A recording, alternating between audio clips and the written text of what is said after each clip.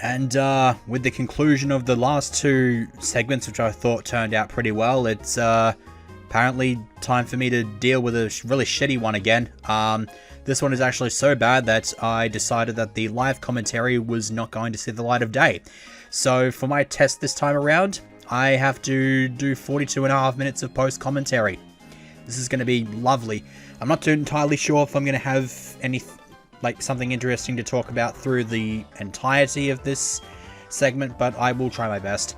I've got a little bit to talk about at the start here, at least, because this fight that we're about to go into against Faith is not at all difficult. It's actually quite the pushover in comparison to the last time I encountered this dude. And here's the Staravia. Now, I did a few rehearsals before this and was able to knock out the Staravia with the greatest of ease, just by spamming Rock Tomb. It usually is able to tank one of them, and I have to go in with the second one, which is fine, because he goes in with a Facade here, and doesn't do a whole lot. Rampart was actually pretty effective there with the Quick Claw, and so I go in with the Rock Tomb again. Staravia decides to be a bit of a dick and use Endeavor. I don't like having to deal with that move. And then just to compound it even further, Rock Tomb actually misses, and so Facade actually manages to get in there, and Rampart embarrasses itself by losing to something that it really should not have any right to lose to. And it didn't have a problem with this. It's just that it missed with Rock Tomb. That's the thing that screwed it over. So I had to go in with Bertha, finish it off with a Mark Punch just to make sure it didn't get any quick attack shenanigans off, because I wanted to hang on to Bertha for a little bit. Now, normally he would go into his Heracross from here, but because this was slightly uncharted territory for me, he went with something else. Went with the Snorlax, which is not a problem at all. I brought Dick Kickham with me onto the team just because I did the rehearsal. I knew he had this, and this thing dies to a single high jump kick. So there's nothing much else I can really say. Only other thing I feel like I could point out is that for the upper section of Dick Kickham's arm there, looks kind of like a penis.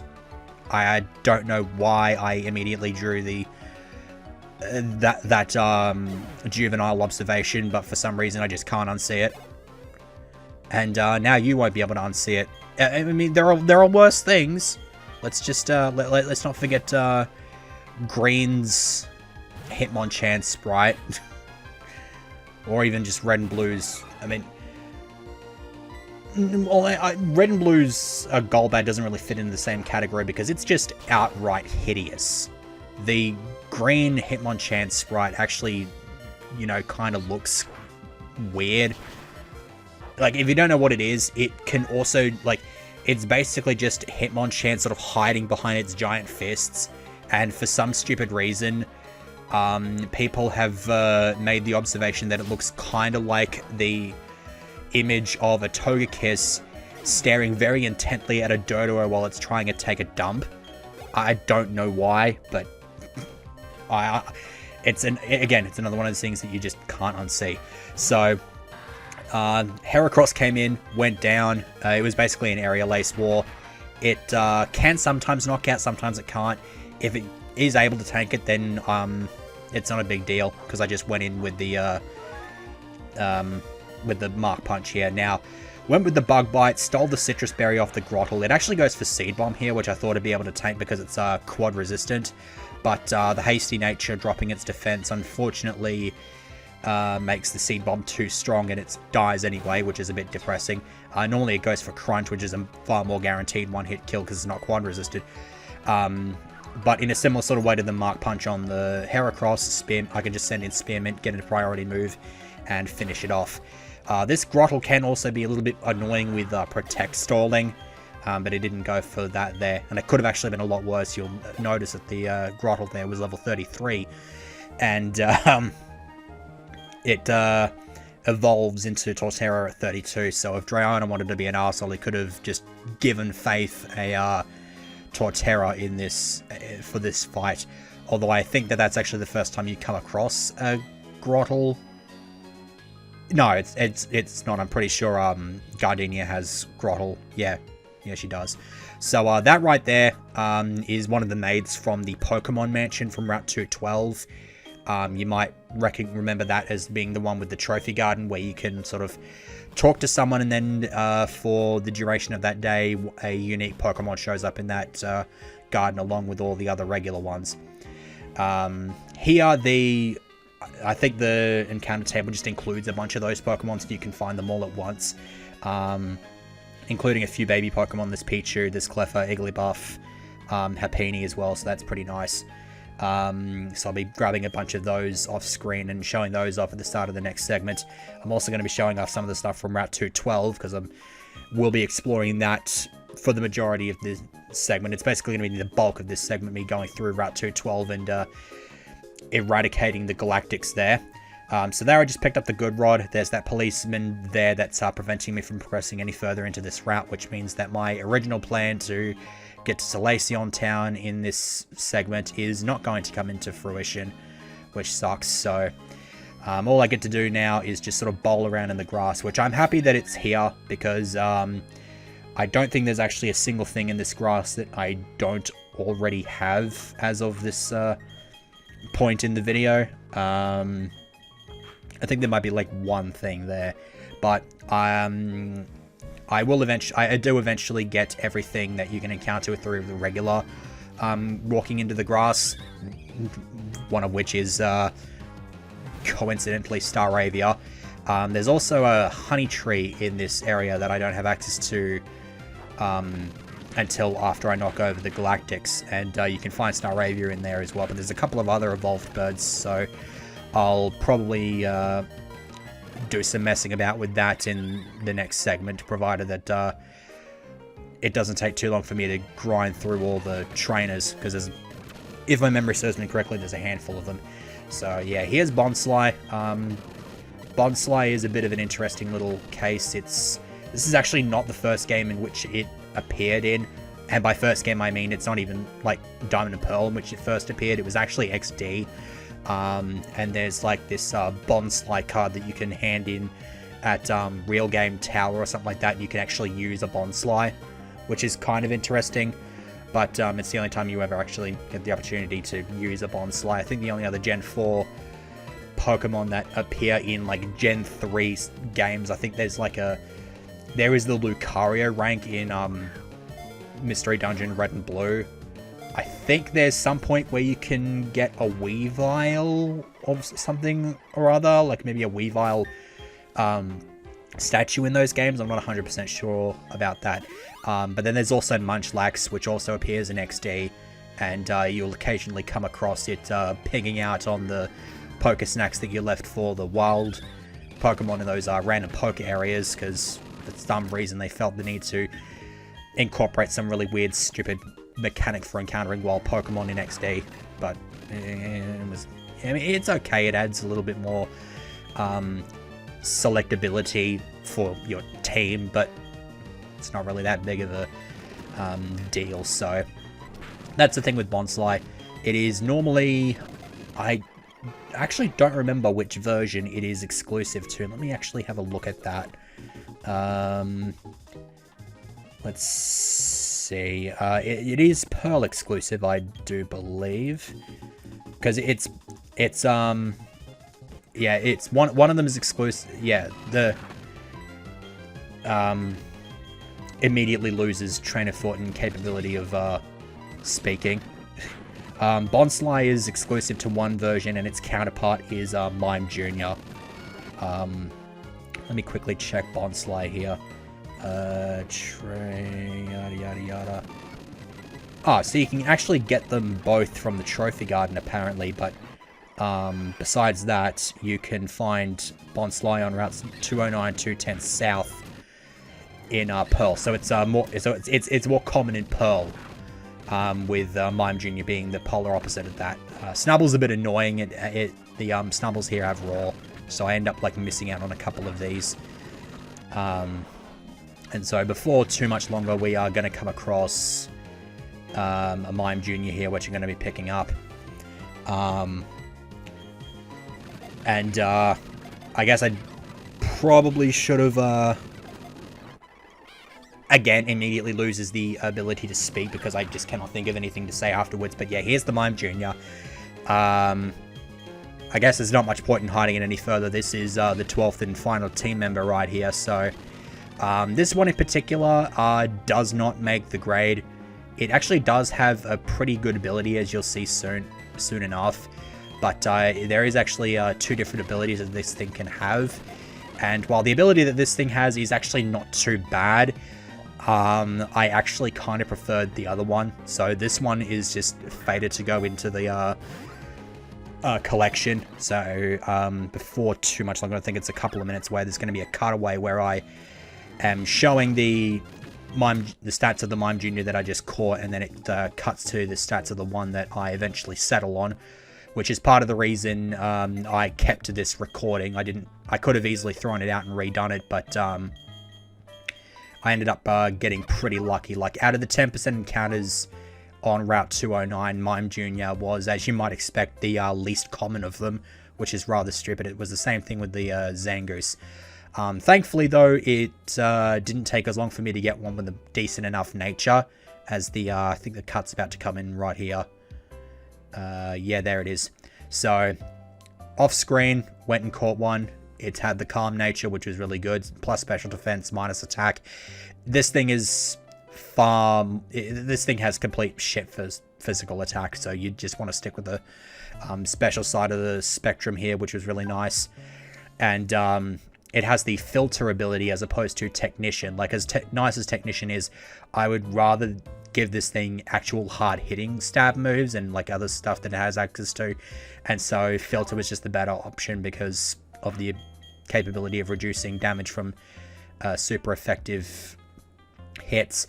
And so the moveset there, I have to keep the Mimic on there until it evolves.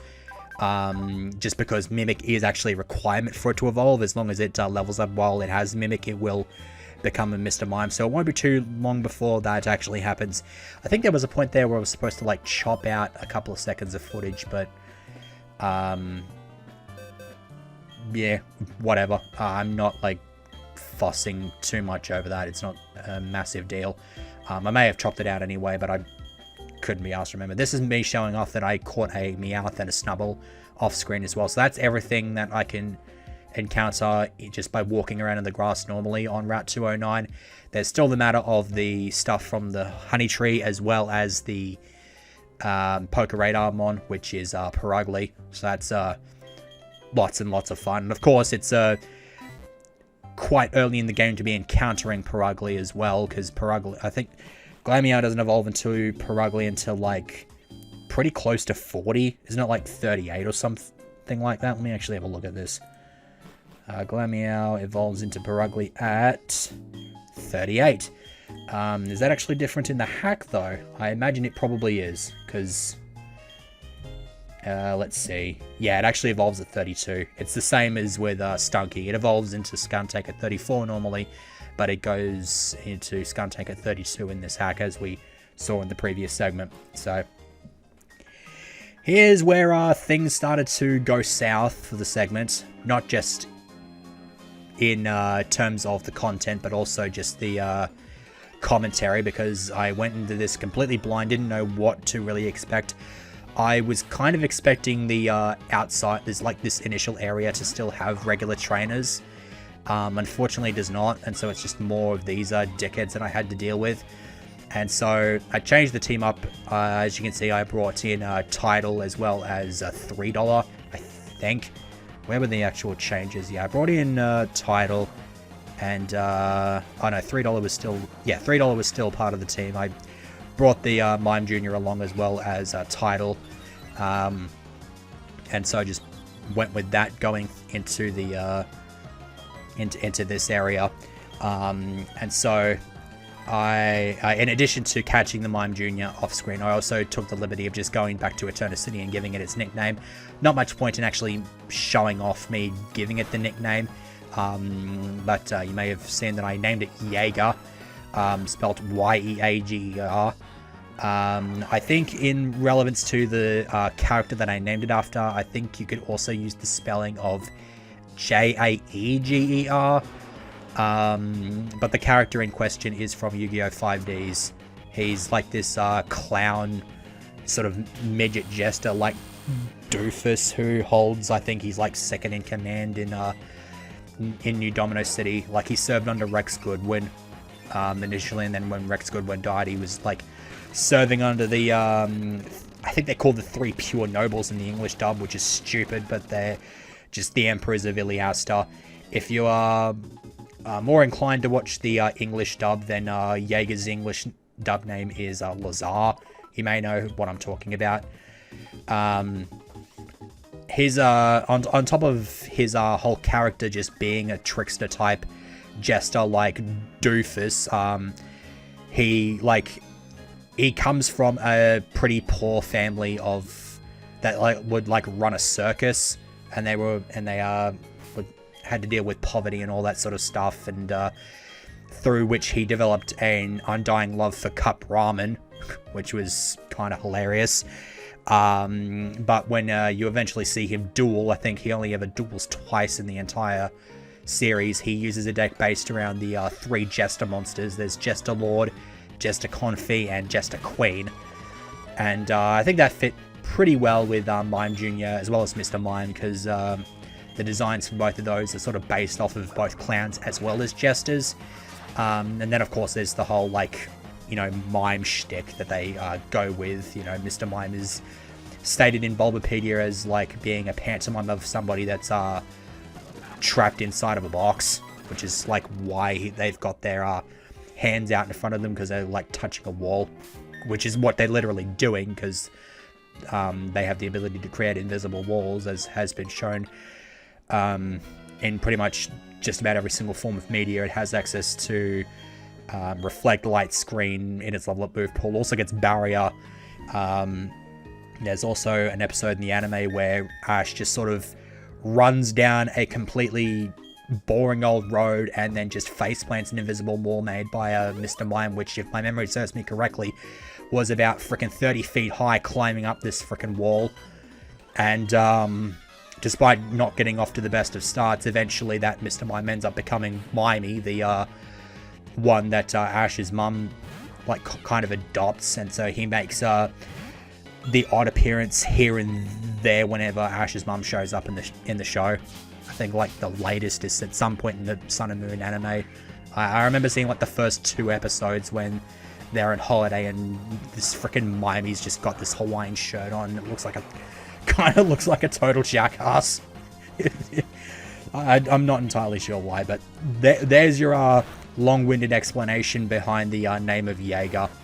I was actually wondering if I completely rendered myself oblivious to Yeager's evolution, but no, we're about 3 minutes away from, or more like 2 minutes away from Yeager evolving. I'm looking at the time elapsed right now, and I'm amazed that I've been able to go 18 minutes with at least something to talk about, but I think here's the point where it's getting a little bit boring on screen, and so I'm starting to run out of shit to say. So I guess I better jump onto my backup plan here, and that is to talk about another past Pokemon playthrough.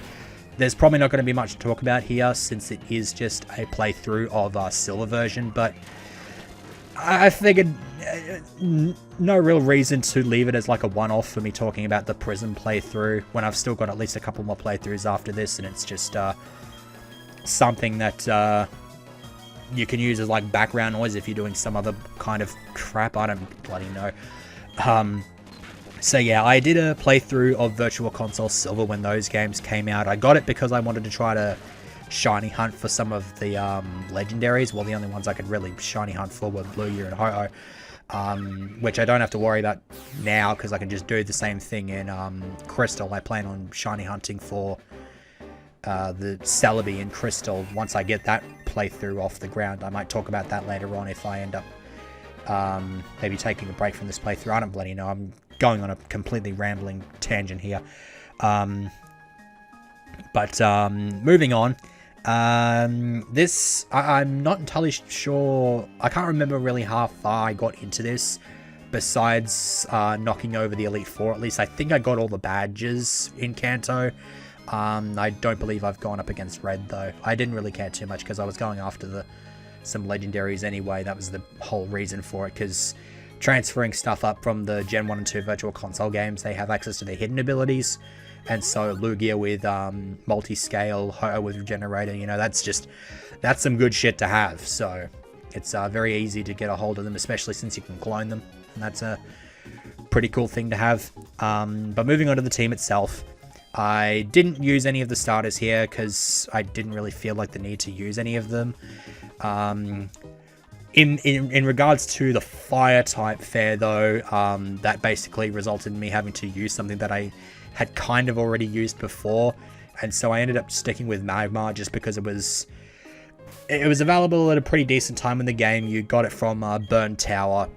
It didn't have access to its evolved form Magmortar, so I could just stick with it being a regular old Magmar and just have it be like that, and with the access to the elemental punches being TMs in Gen 2, then that made for a pretty decent moveset. So I went with the Magma and named it Pyroplasty. I'm not entirely sure why. It looks like it would be something that you'd like put together using like I was gonna say like plaster, but it's like I don't really think that's an accurate thing to describe it with. I'm not entirely sure. The pyro part obviously comes from the fact that it's fire, but it's like it's really kind of weird and kind of ugly looking. I didn't really want to, I mean, I think Jish had a Magmar and he called it Beavis because it looked like it had a butt head, which was kind of cool, but I couldn't really think of anything else, so I went with something that would kind of sound cool-ish, I don't know, coming after Pyro, so I named it Pyroplasty. It's not the most original thing I've ever really come up with. It's probably the worst of the nicknames that I've come up with here. As I'm looking at the frickin' Alakazam, I'll be talking about that in just a moment, but next I used a Laparis. This Laparis was something I wanted to use for quite a while. I wasn't sure which playthrough I was eventually going to use it in. Decided since there wasn't really too many other water types I was interested in using in Silver, I decided screw it. I'll go down to Union Cave, I'll go grab the Lapras down there, and I'll pop that onto the team. It worked out about as well as I would have expected. Lapras is probably one of my favorite water types, so it might find itself getting used again sooner rather than later, but it did its job. It was pretty good. It had access to some odd sort of attacks like Confuse Ray. I think it had access to Sing, although I'm not too sure how long I had that for because it was pretty fucking inaccurate. But this one I named Buck Fitty, and this sort of came partly from the whole Loch Ness Monster Tree Fitty thing from South Park, and I was going to name this thing Tree Fitty, but around about the time I did this playthrough, somebody else on, I think Jish's Patreon Discord, it might have been, used a Lapras in their playthrough, and they named theirs Tree Fitty, and so I didn't really want to kind of rip off from that, so I decided to go with something else, and ended up settling on Buck Fitty, which I got from, there's like a Facebook group that I'm a part of that's like for the Yu-Gi-Oh! Locals that I take part in. And a few years ago, someone was like trying to sell some card on that page, and one of the comments on it just said Buck Fitty, not even fucking kidding. And I kind of got a bit more amusement out of the phrase Buck Fitty than I probably should have, but I just liked it, and so I just decided that this would make for a pretty decent name. It's related to Tree Fitty, but if we're going to be technical here, it's $2 less. So mine's just kind of cheaper, which makes mine better. But no, not really. Next I used the Sand Slash. Now, Sand Slash, I think the only place you can get a Sandshrew in Silver is from the Game Corner. Otherwise, it is a gold exclusive. So I had to spend a bit of money, get some coins, and get this Sandshrew. And I figured it'd be pretty good. And so I named it Tremor, and I actually had to get a second one, because my plan was to, like, the moveset that it had access to just in Silver by itself was pretty shit, and so since I was able to trade it over to Blue, and I'd made enough progress in Blue to use, like, Missing No and stuff like that, and dupe items and stuff, I figured I might as well send it to Blue, give it some moves. I could give it Earthquake, I could give it Rock Slide, give it a decent, you know, halfway decent moveset. I think I got a Sword Stance on it as well, which was pretty cool. I do that and then I send it back. For some stupid reason, when it went back to Silver, something happened with it, and I was just completely unable to give it a nickname, and so it was just stuck without a nickname, and I got pissed off by this, and so I basically just threw that one out, got a new one, named it before trading it across, and then got it back, and then I was happy with it, and it worked out really well, even though it might have been a little bit on the slow side. I'm pretty sure Sandslash is somewhat slow, but this one I named Tremor. The only real inspiration behind this is from the ninja from Mortal Kombat that can, like, control the earth, like throw rocks at you and shit. It's kind of interesting. I think it eventually did become like an official character, but I'm pretty sure it was like a fan character for the most part, but I could probably have come up with a better nickname for that, but yeah, Tremor did fine. The next team member though, this is the Alakazam that we're about to talk about here. Alakazam was something I've always wanted to use. It was pretty cool. Very, very, very good Pokemon just since the day it came out in Generation 1. This one, though, did not give it a very good name. I could have named it Spoony. I could have called it like Yuri or Gala or something like that. I went with Zen Element. That's Zen. Yeah, that's like all one word because it's 10 characters. And the only reason it was called Zen Element is because, like, Zen because it was psychic, and Element because that literally was what its other 3 moves were about. The moveset was literally just Psychic, Fire Punch, Thunder Punch, Ice Punch. That's all it was. It was an out-and-out special attacker, and its nickname reflected this, and it was a really shitty nickname. But it worked about as well as you'd expect Alakazam to work. It was powerful, it was quick, it destroyed shit. What more could you ask for? And then on a significant downgrade, I actually committed to using a ferret in this playthrough. And this ferret actually surprised me by how great it was. I think the whole reason behind me actually using a ferret to begin with is just because it can use Shadow Ball with its better attacking stat, because Ghost is a physical type in Gen 2. And so I figured I could probably roll with that, give it return, maybe give it another decent move or two, and it would actually work out. I think the rest of the moveset was literally just Defense Curve rollout, and it actually did a really, really good job. So if you're playing one of the Gen 2 games, give Ferret a shot. It might actually surprise you with how good it is. This one I named McGroove, purely because it was all smooth looking. So, yeah. He's kind of a cool dude. I don't really listen to his stuff too much, but it's certainly a nice talent to have.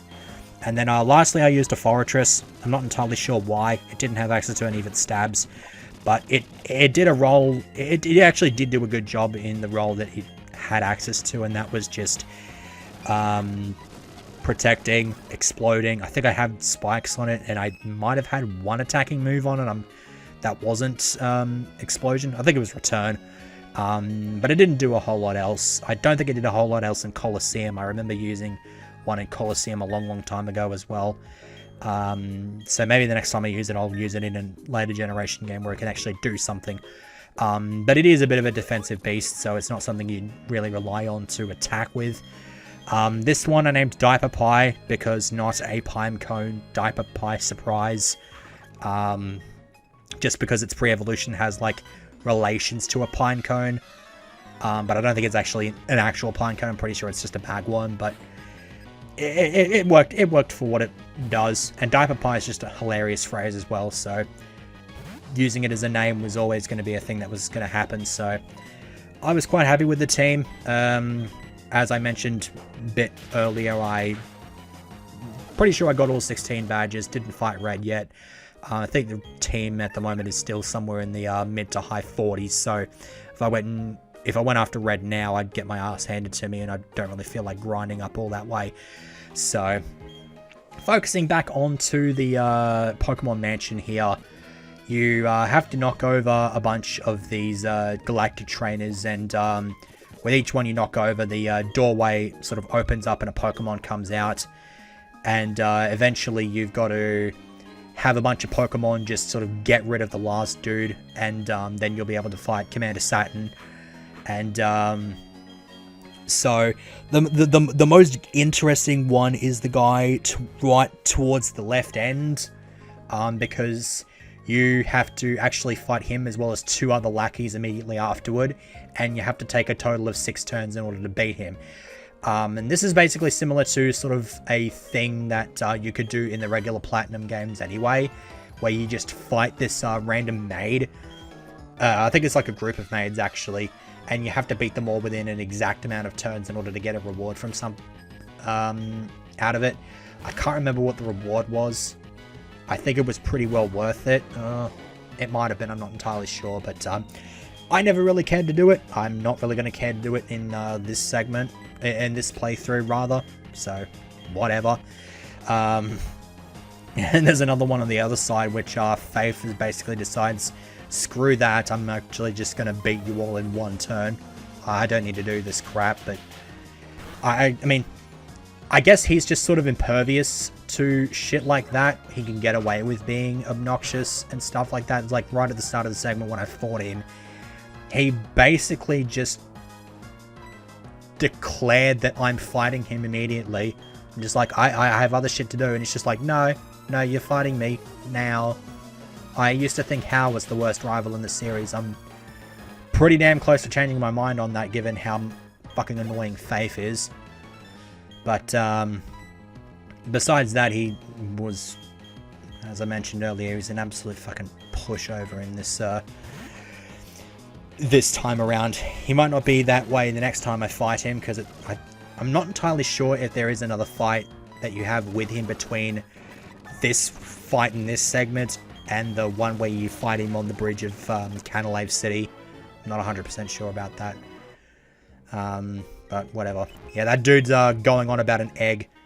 He says the eggs are supposed to be yellow, and he's creeped out by the fact that that egg is blue instead. So I think you've all worked out what the reward out of this side quest is going to be. It's kind of interesting, but if I'm going to be brutally honest, I don't really think it's worth going through this arduous crap. I don't really think that this was entirely necessary. I think that this could have been left optional. The fact that there are some Pokemon in here that you can catch and that I don't think appear anywhere else is enticing enough for people to come here, especially if they're going for a living dex. I don't really see the reason to make going through here a mandatory thing. I think that's a kind of a crappy design choice there.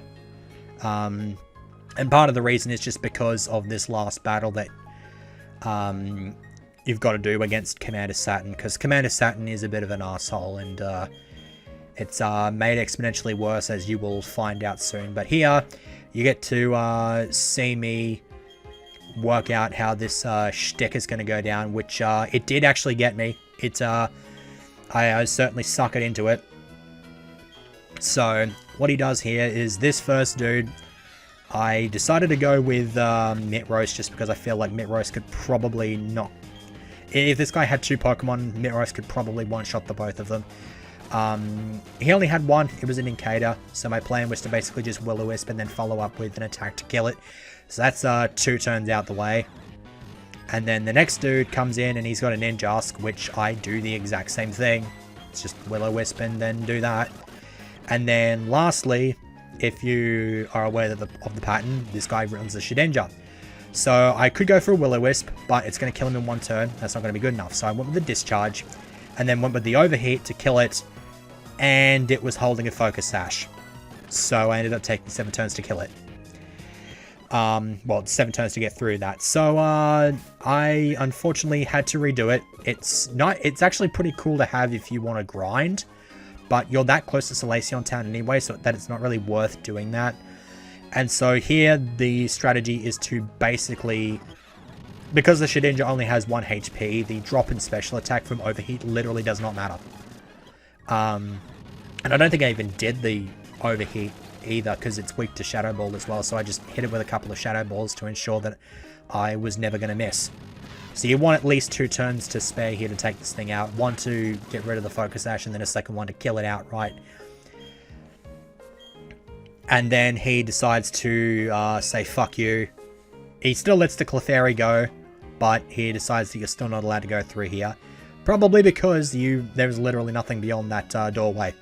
I don't think there's even anything beyond that doorway in the base game, so he's just kind of there to prevent you from going into the mystery zone and tweaking your way otherwise to get Arceus or something like that. I think tweaking is what you do to get into the mystery zone anyway, so it doesn't matter. And you can get Arceus from it. People used to think that you couldn't, but someone found a way to do it. It's a lot easier to get Darkrai and Shaman with that, though, because with Arceus you got to do a whole bunch of other convoluted crap. But yeah, so these Clefairies managed to luck out and all colloquially hit teleport off their metronome to send that last grunt away, which is hilarious. I made the observation that it basically did the same thing that that one shiny Mew did in a Japanese copy of Emerald. That one shiny hunter went for. I think it was the same dude who, like, popularized the whole Gen 1 shiny hunting thing. I'm not entirely sure. Don't quote me on any of this. I can't even remember the dude's name. I'll try to find it. It's not difficult. I just go to YouTube and type in shiny Mew use teleport or some shit. So yeah, here's Saturn. There's Backlot, the dude who owns the mansion. And as if taking on Saturn wasn't bad enough, he actually forces Backlot to team up with him. So you're stuck with Faith, the frickin' asshole. And I had to do this a number of times. You'll notice that there was a cut there when my team got changed up a little bit. The team that I had for the rest of this area wasn't going to do the trick. Stuff like Tidal, which hadn't evolved, just was not standing up to the rigors of this fight. So I had to bring in one of my powerhouses. So I brought in Pompoda, just so I can go with the Poison Jab and kick that Wigglytuff's ass. This Staravia is not very cooperative, because generally the idea is that I want to Poison Jab and then have that Staravia use Facade, which does have a chance to kill Wigglytuff, but sometimes it doesn't. Instead, it goes with the Double Team, which is really... Faith's an idiot. You already know this. But here, his idiocy actually does kind of work out, because I'm pretty sure he goes for the Thunderbolt here, and it misses. And that's not the first time that happens as well. As I just quickly take a bloody drink. I'm tearing my throat apart here doing this.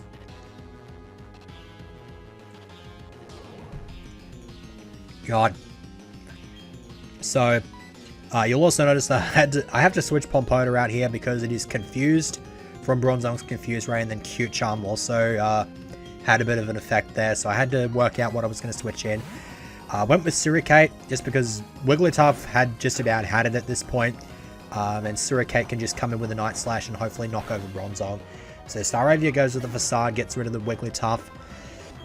And so Backlot's follow-up here is, as we'll see eventually once the Bronzong decides to confuse Staravia. This, I don't think that confusion actually works out, but Backlot goes in with the Raichu. And I debate here whether or not I want to go with Swords Dance. I put it on there for a good reason, but for some reason I just keep feeling as though if I get a Swords Dance off, I'm not going to have the opportunity to get much use out of it.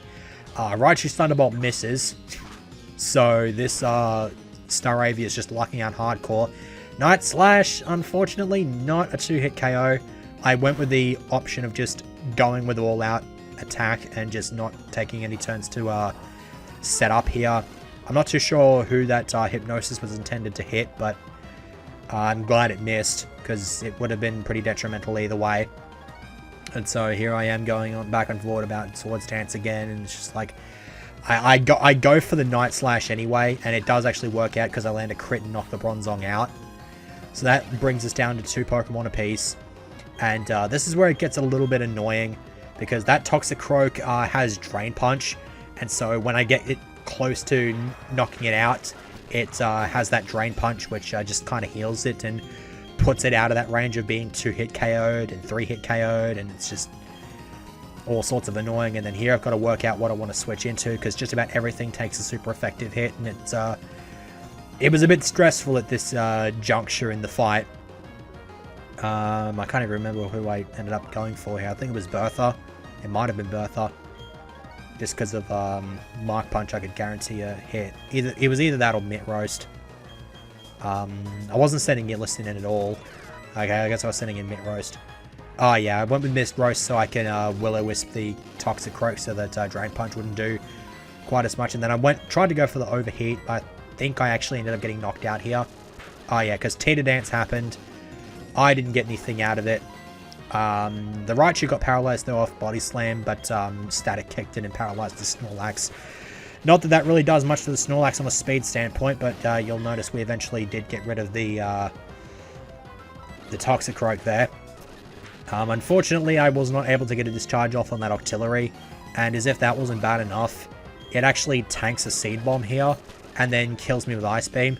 It also has access to Flamethrower, so that thing is just kind of, it's just kind of a walking tank, which is hilarious, because the original design for Octillery actually it looked a lot more like a tank. So eventually that goes down. There's just this Espeon that keeps Protect spamming, which is annoying, but before too long I end up getting through and kicking its ass. And since the Liston showed up with the Amulet Coin in the battle, I got a nice hefty chunk of cash right there. So he's just gonna kind of fuck off, and then I get to listen to a long ass diatribe from an old dude. It's gonna be a lot more of those, I fear. And so he eventually goes on a tangent about the blue Pokemon egg, the Manaphy egg. I'll be grabbing that at some point. And so I wrapped the segment up by heading on out here and just going on. I think when I was doing this live, I went on a bit of a tangent about the Pokemon that you can find here. I think one of the other things, yeah, now that I've cleared out the route of all the Galactic dudes, all the regular trainers are there again, so I had to Ninja Dodge my way around them. And so I'm probably going to have to Ninja Dodge my way around them again if I want to go and grab that Manaphy egg. But I'm not going to fuss too much over the Manaphy egg. I can just go back around and pick it up when I'm on my way back around there after getting the next 2 badges or something like that. Either that, or I can just do like a sped up section of me going through Route 212's trainers or something like that. So that will conclude this segment. It's a bit of a long one. This might actually be the longest one of the LP, and I'm quite amazed that I managed to provide enough co-commentary to cover the entirety of the segment. So yeah, that'll be about it. Next time we are going to be proceeding on to Solaceon Town finally, with or without the Manaphy egg in tow. Not too sure, but I'll see you for that.